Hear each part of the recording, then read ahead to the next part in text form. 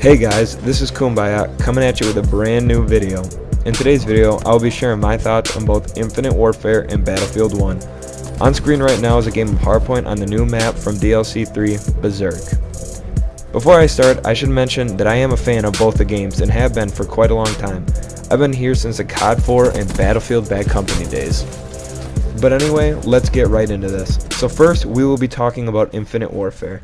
It's a game that I personally am not too excited for, and either is the rest of the COD community, as there's almost no hype for this game.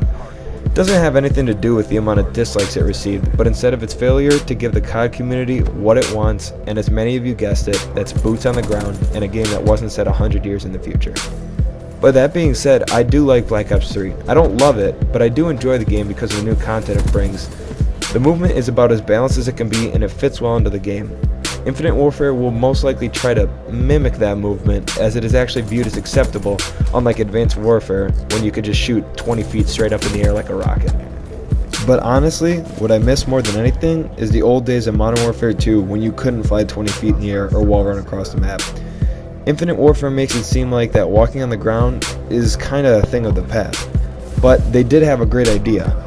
They thought to bring back COD 4 as a way to appeal to both sides of the spectrum, because obviously one side hates boots on the ground, the other loves it. Yes, a lot of people are excited for COD 4 Remastered, including myself, because it was a groundbreaking game at the time of its release.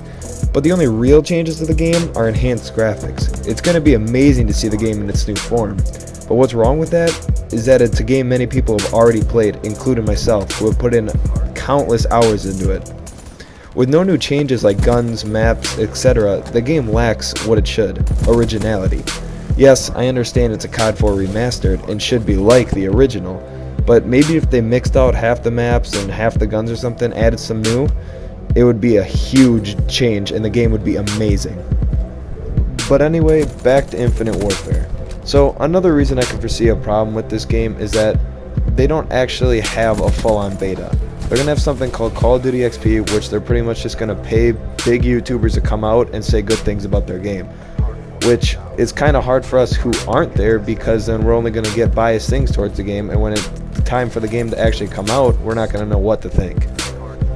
Another reason I can see this game kind of being a flop is the competition with Battlefield 1, which is the next game we're going to be talking about.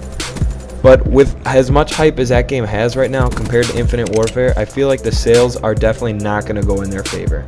But speaking of Battlefield 1, we're going to switch over to that so I can talk about pros and cons for Battlefield.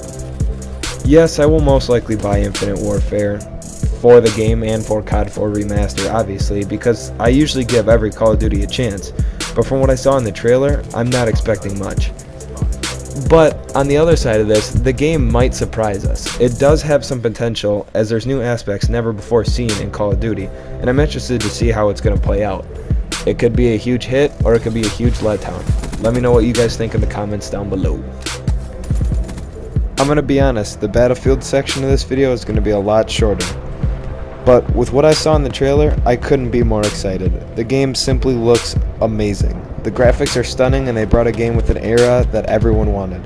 But I do have two big concerns. The first being the customization.